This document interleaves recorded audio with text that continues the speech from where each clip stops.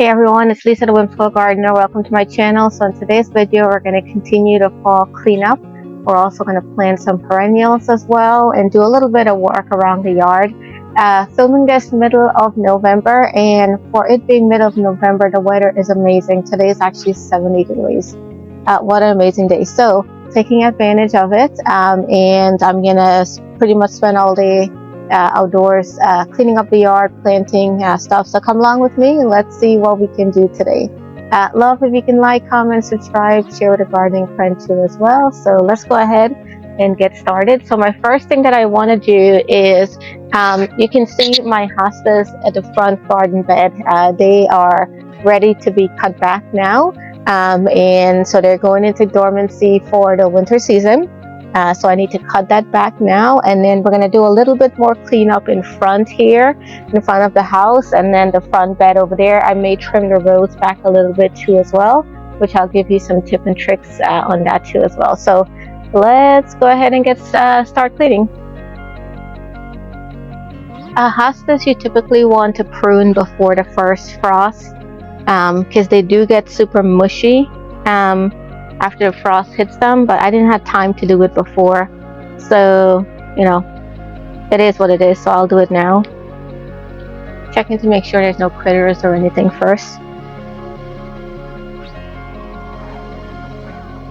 And for these, what you want to do is cut them directly to the ground.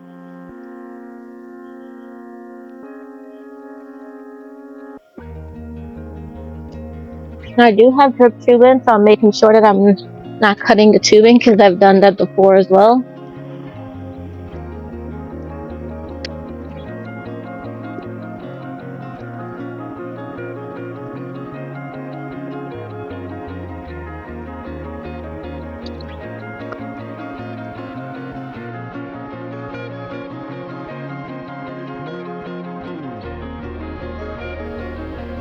So this pampas grass that I have over here, I was supposed to put it in the greenhouse to overwinter it, and totally ran out of time. So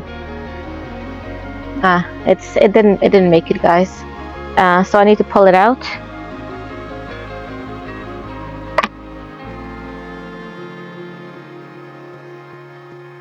I might need my digging shovel for this, or my hori knife.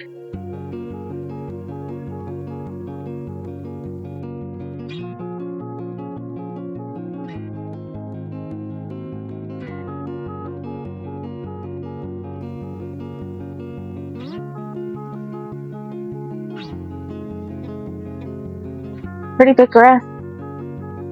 So I'm what do you call it?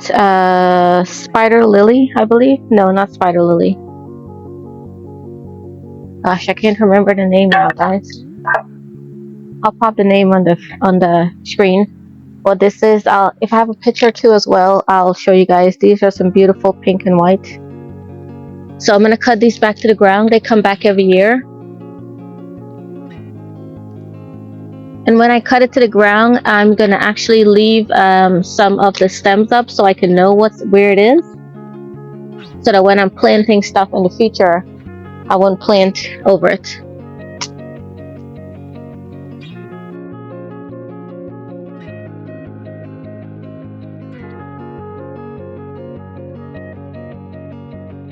Alright, so did lots of cleanup here. The stone step garden bed area, removed all of the annual flowers and foliage. So all of the Mahogany Splendor hibiscus, I had zinnias, removed all of that. Left the perennials. I may need to shift a couple of things down. Decided to keep this there. It looks nice dried. That'll be some good winter interest for the birds as well. Cleared out all this area back here as well. I do have to show you the Japanese maple. Isn't it glorious? And the way the sun is hitting it, gorgeous, gorgeous.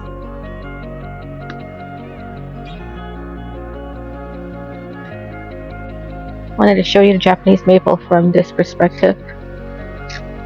Beautiful color this time of the year.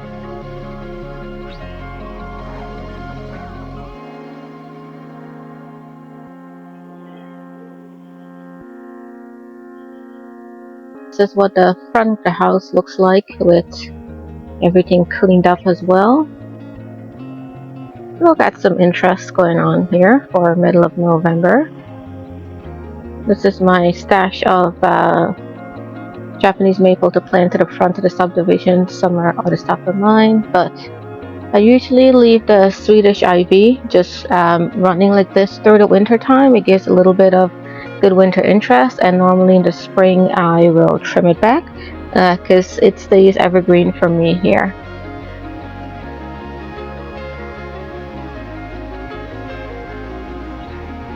Cleaned out the front over here.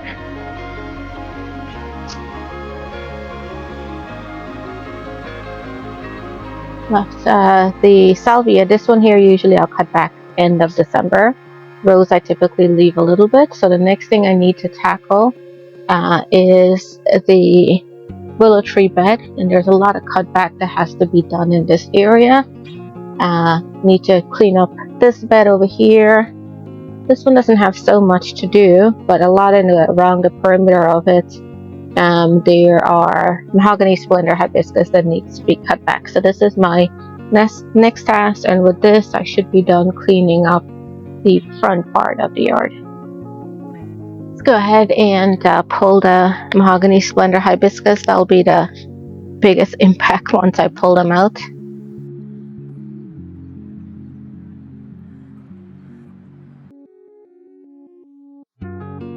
Get all the Mahogany Splendor hibiscus removed from that edge over there. Now to take this one out. I think what I'm doing is I've been cutting it up into smaller pieces. It's a lot easier to pull out that way.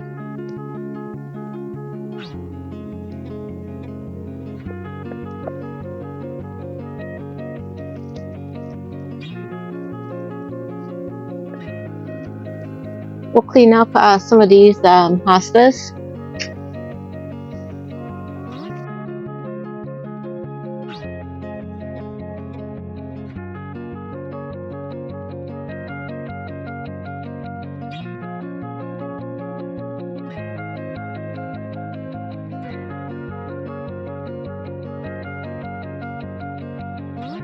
So for my honeysuckle, I typically prune it fall and spring as well. Now what I typically do is when I am pruning it, I'm going to look at the weather because I don't want to prune it when it's going to be freezing cold, so it's going to burn the areas that it cut. And I'm just pruning it mostly for shape at this particular point. So the weather is going to be really nice the next couple of days, so which means that the areas that I trim will have time to heal before it gets cold again.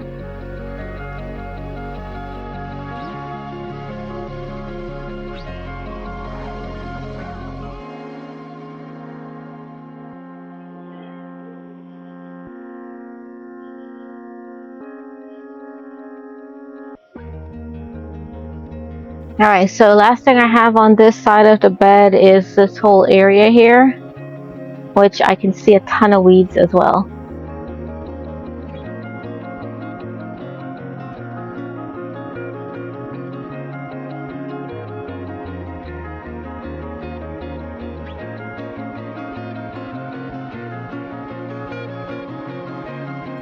Alright, so cleaned out this entire area. Looks much better now. The artemisia is looking really nice, and that stays evergreen for me in the winter time, so it's a good little interest right here. Plus it stops people from walking on this area because it's super slippery due to the slope. But I did leave a couple of things up. So I left the hydrangea up because I like the blooms for winter interest. And then I planted a vine here that I'm leaving it to see if it comes back next year.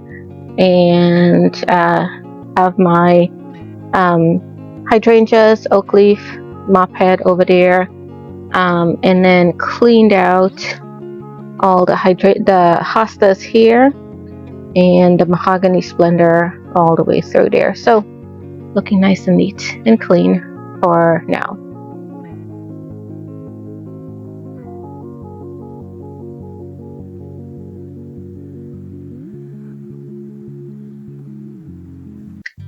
So it's been a couple of weeks since I started this initial video with the fall cleanup. As you can tell, I have holiday decorations behind me. Holiday season came, work got busy, life got busy, and so picking up back where I left off. So on today's, I want to conclude by planting some perennials that I have. So the first thing that I have is a blue chiffon rose of Sharon that my husband got me for my birthday, so I need to plan that out. And then he also got me a wee bit innocent big leaf hydrangea. And then this one here is a Chickett Esperanza that I had picked up at Bradford greenhouse that I need to plant out as well. So let's go around and plant these three shrubs out, and then that would be it for this video. So the wee bit hydrangea, so you come in this way here from the back, and then I have this bed. Now this bed usually has partial sun, so like halfway through here has sun, but in this corner over here is partial shade, which is what that wee bit hydrangea needs. All right, specs on the wee bit. Let me see. Okay, specs on the wee bit innocent big leaf hydrangea is 4 to 6 hours of sun. It could be 6+ as well too. Petite shrub, flowers in summer, 2 feet tall by 2.5 feet wide, zone 5 through 9. So this is perfect for that area that I want to put it. It's in dormancy right now, so don't be worried if this looks like a bunch of dead sticks. This is what hydrangeas look like in the winter time. I'm planting it more towards the edge of the bed because it's going to spill over here. Helen von Stein lamb's ear, I am going to go ahead and start pruning it up because I want it to be a nice little clump. It's spreading, but usually what I do is I prune this up. So I'm gonna dig my hole here. I did plant a baptisia around that area, so that'll give it a little bit of height. So I'm going to be careful not to do anything. I do have drip tube as well here, so careful that I don't take that up too as well.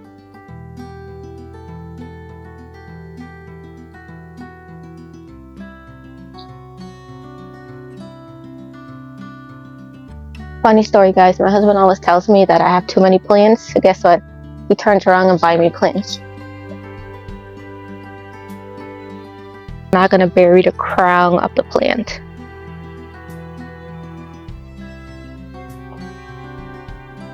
Got my garden tone. I could use garden tone, plant tone, anything that you have on hand.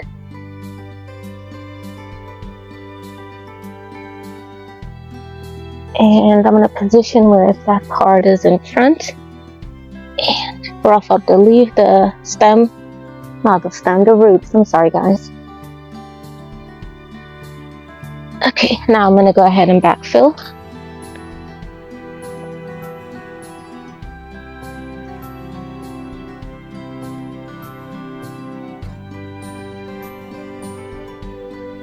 This is my hydrangea. I'm going to go ahead and put my tag because I do like to remember what it is.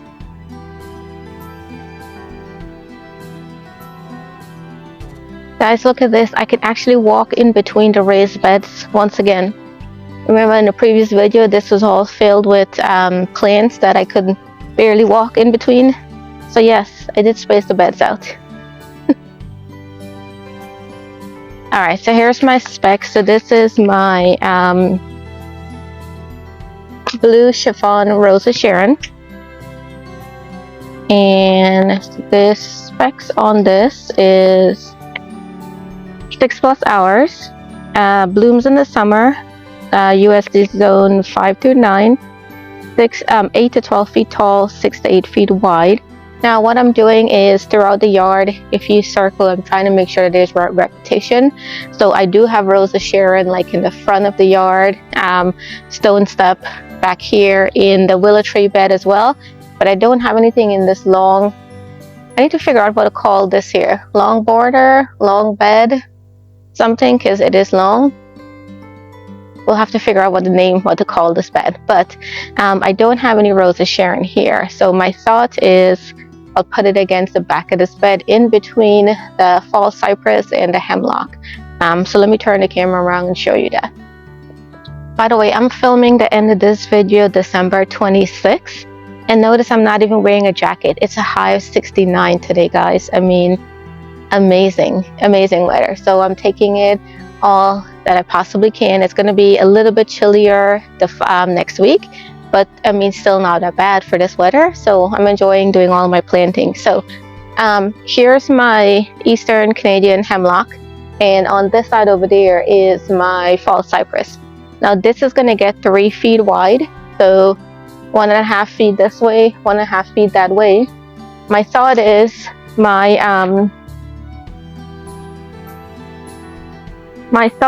that I will put it like right here, because it's going to grow tall, provide some shade on there.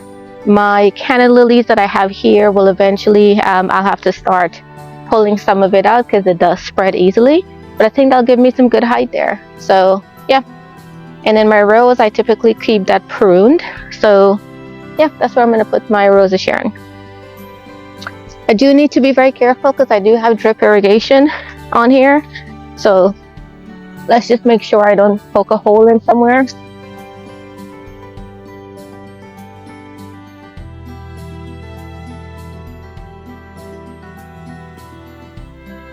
I'm taking some of my garden tone.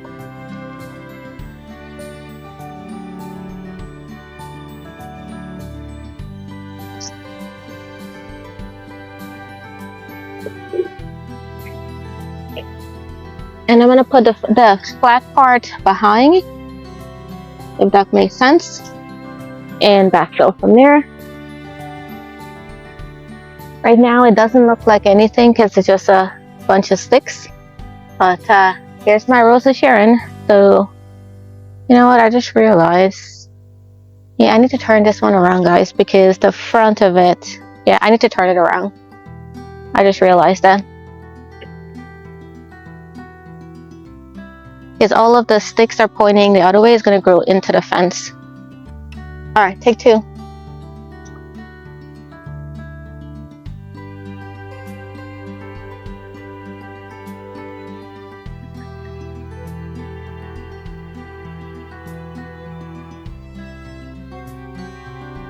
I'll put back in my drip tube. Alright, we're good. Okay, we're going to do a little bit of a detour from planting the Chickett Esperanza, and we're actually going to plant some bulbs. So, story about these bulbs, these are daffodil bulbs. So I got these from when I first moved here to Georgia. I started applying to a whole bunch of places, and the only practice that called me back is a urology practice. Was the only people that actually called me back in interview, and I got hired. So these are actually from one of those 2 people, and she actually took me under her wings. Last year I actually found out that they were gardener people too as well, and I didn't know that until last year. So we toured each other's houses, we exchanged plants, and these are some bulbs that I got from them. So I'm going to go ahead and plant them. It's funny because my bulbs have already started to sprout. So I'm looking here and I can see my daffodils already sprouting, and it's end of December. So that is so strange. But back to my story, I'm forever grateful to for her to have hired me, and I'm still with that practice. 14.5 years later, it become my second family. I've gone to school, I've got all my schooling done, and I'm still with them. I'm happy with that practice. I'm not going anywhere.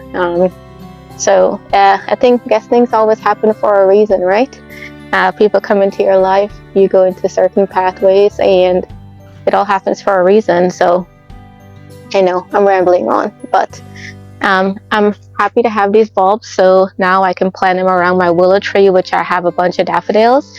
So I'm going to go ahead and place them, and then we'll plant them, which I'm going to have to plant them a little deep because they're sprouting already. By the way, I got these like July-ish or so. So I've been waiting. I haven't planted it out since then, but the bulbs typically have everything that they need to stay alive. So there's really no problem if you don't plan them out in time.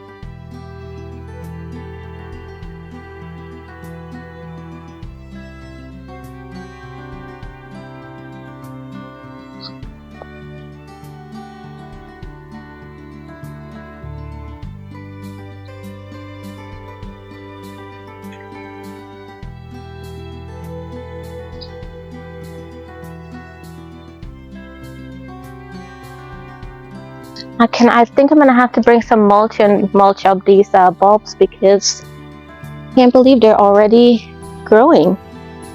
So to plant bulbs, what you're doing is you want to plant it twice the depth of the actual bulb of itself. This is the root, this is the top part of it. So you're gonna plant it about that much deep, if that makes sense.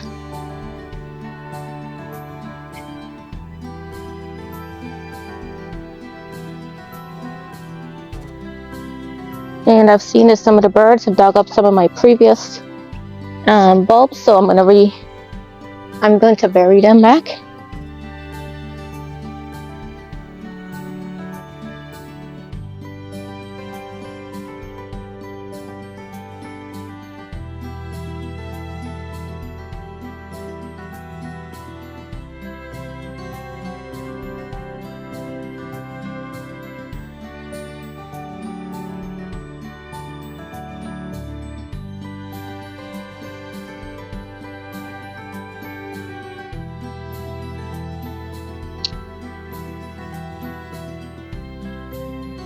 Alright, so those are all in. Now let's turn ourselves back to you guys. Look at this one. I think one of the birds dug this up.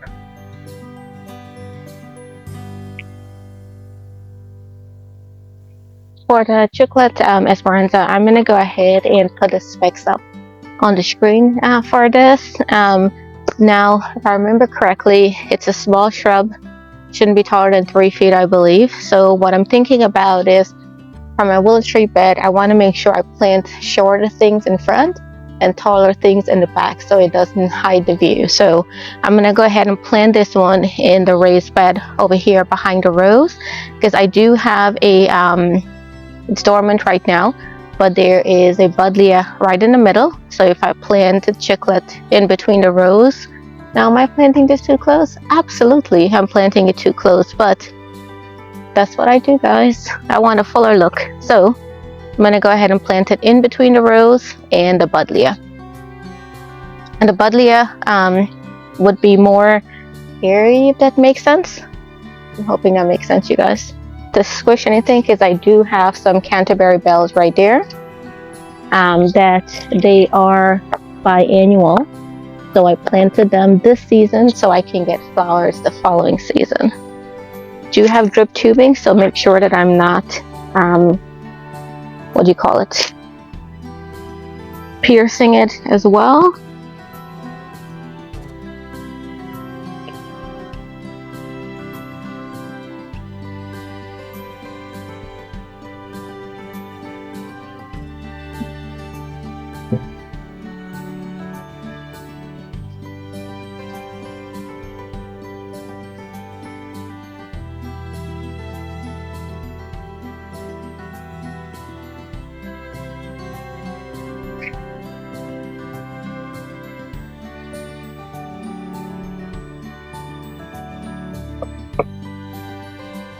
Now, it does look like it's dead, right? It's not, it's just dormant, you guys.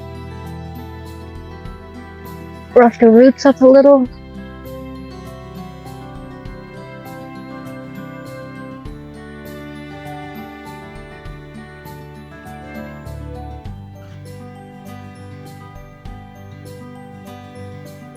Alright everyone, that should be it for this video. Hopefully you enjoy seeing some satisfying fall cleanup, planting of a couple perennials, some bulbs. Again, I'm totally enjoying the weather here. Please subscribe to the channel. Until next time, everybody, happy gardening.